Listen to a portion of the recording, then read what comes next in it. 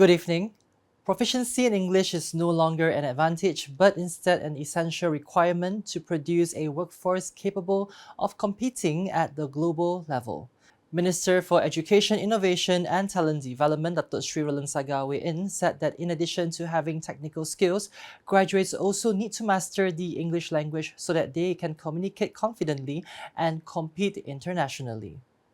As educators, we have a responsibility that includes me, to equip our students not only with academic knowledge, but also with the language skills and confidence needed to thrive in an increasingly competitive and interconnected world.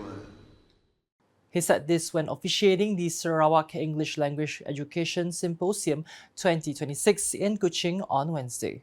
According to Datuk Sri Roland, the weakness in English proficiency remains among the main factors affecting the marketability of graduates, especially in multinational companies. In this regard, he said the Sarawak government continues to emphasize efforts to strengthen English proficiency through the implementation of the Sarawak Dual Language Program DLP Sarawak and the Sarawak Dual Language Program Assessment Test UPD LPS as one of the strategic initiatives to improve language competence among students. The launch of the Sarawak Women in Digital Economy book is a manifestation of the Sarawak government's commitment in empowering women's participation as leaders in the digital economy in line with the aspirations of the Post-COVID-19 Development Strategy PCDS 2030. Minister for Women, Early Childhood and Community Wellbeing Development, Dr. Sri Fatimah Abdullah, said that digital transformation and technological innovation are currently the main drivers of the state's development, which is why women must be given space to emerge as industry players and digital leaders. According to her, the Ministry for Women, Early Childhood and Community Wellbeing Development (KPWK) aspires to boost women's achievements from the conventional landscape to the growing domain of the digital economy. Kita mahu memastikan wanita Sarawak bukan sahaja menjadi pengguna teknologi, users of technology, malah bangkit sebagai pemain industri dan pemimpin digital yang menyokong penuh visi Sarawak Maju 2030. He said this during her speech during the Sarawak Women in Digital Economy book launch at the Pustaka Negeri Sarawak on Tuesday. According to her, since the Sarawak Women's Book Series was introduced in 2010, a total of 14 copies have been published, bringing together 405 female personalities from various fields as official documentation of women's contributions to the development of Sarawak. The development of data governance, artificial intelligence (AI), and new technologies in Sarawak is capable of delivering real impact to the people, subsequently reinforcing the state government's digital transformation agenda. Sarawak Secretary Dato' Amar Muhammad Abu Bakar Marzuki said the state is at a pivotal moment where these three elements are no longer merely complementary but have instead become strategic assets to strengthen governance, elevate public service delivery, and position Sarawak as a digital economy leader. In this regard, the Sarawak government has already taken concrete steps to put in place the necessary physical and digital foundations. These include data centers, connectivity hubs, cloud platforms, and high-performance computing capabilities, including initiatives such as Kuching AI Data Campus. This investment clearly demonstrates one thing: Sarawak is not only talking about digital transformation. We are building it brick by brick and system by system. He said this while speaking at the officiating and launching ceremony of the Sarawak Data Governance Framework SDGF 2026 in Kuching on Wednesday. According to him, the outcomes of the Sarawak Premier's recent official working visit to Bristol, United Kingdom, also illustrated how the semiconductor, aerospace, high-performance computing, and AI sectors depend on data that is trusted, secure, and well-governed. He noted that these technologies have massive applications across Sarawak's various strategic sectors, including forestry, Earth observation, disaster management, carbon tracking, maritime monitoring, and service delivery in rural areas. Meanwhile, the launch of the SDGF marked a crucial stepping stone for the state in its efforts to develop trusted artificial intelligence (AI). Deputy Sarawak Secretary Operations Dato' Hee Chang-Ki said that the top leadership of the state government under the Sarawak Premier, Dato' Patinggi Tan Sri Dr. Abang Abdul Rahman Zohari Tun Dato' Abang Openg, frequently emphasizes that robust data governance can fully leverage the value brought by AI technology to accelerate the digital transformation of the Sarawak civil service. The launch today of SDGF signals a very important preparation for Sarawak for trusted AI. This is very important. Without robust data governance, AI will not deliver its value.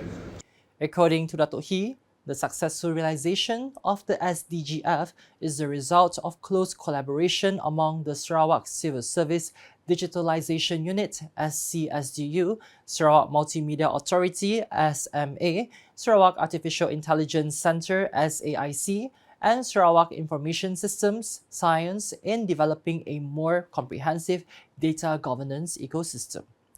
The Batang Sejingkat Bridge project has now reached 94% physical progress, 1% ahead of schedule, and is expected to be completed ahead of the contract date of 22 October this year. Deputy Minister for Infrastructure and Port Development, Dato' Insinyur Aido Lariwu, said that with current developments, the project is expected to be completed in about 2 months. This is Jambatan Batang Sejingkat. Batang Sejingkat. So as of today, the progress is assessed to be at 94%. 94%, which is slightly ahead of schedule by 1%. And overall, this bridge is due for completion by October this year. 2 bulan lagi lah. 2 bulan lagi dapat disiapkan. Dapat disiapkan. Sepatutnya schedule-nya 22 Oktober. 22 Oktober. Disiapnya awal sedikit lah. Dapat disiapkan. He said this when met by reporters during a visit to the Batang Sejingkat Bridge project site in Kuching on Tuesday. According to him, the Batang Sejingkat Bridge is the first route under the development of the Sarawak Second Trunk Road package that connects Sejingkat, Kuching with the entire state's Second Trunk Road network. The Borneo Convention Centre Kuching 2 BCCK 2 construction project is seeing encouraging progress with its physical advancement currently running ahead of the original schedule, subsequently strengthening Sarawak's role as an international class convention hub. Sarawak Deputy Minister for Infrastructure and Port Development, Dato' Insinyur Aido Lariwu, said the project has so far achieved approximately 13% physical progress, which is 4.95% ahead of the set schedule. According to him, the current performance also indicates that the project is about 1.5 months ahead of the original plan, a result of the contractor's high commitment to accelerating the execution of the works. The original time completion is March. End of March. End of March 2028. But however, with the contractor commitment to push the project earlier or faster, they can complete early 2028, January, February. He said this during a site visit to the project here on Tuesday. He added that construction work have been progressing smoothly without any changes to the design or contract variations, thereby ensuring that execution remains in line with the original plan. The project, valued at approximately 550 million ringgit, is fully funded by the Sarawak government and is expected to become an iconic new landmark, especially with its location adjacent to the Batang Sejingkat Bridge, which is also nearing completion. Sarawak is accelerating talent development in the fields of aerospace and satellite technology in preparation to realize the state government's aspirations to launch its first satellite by 2030.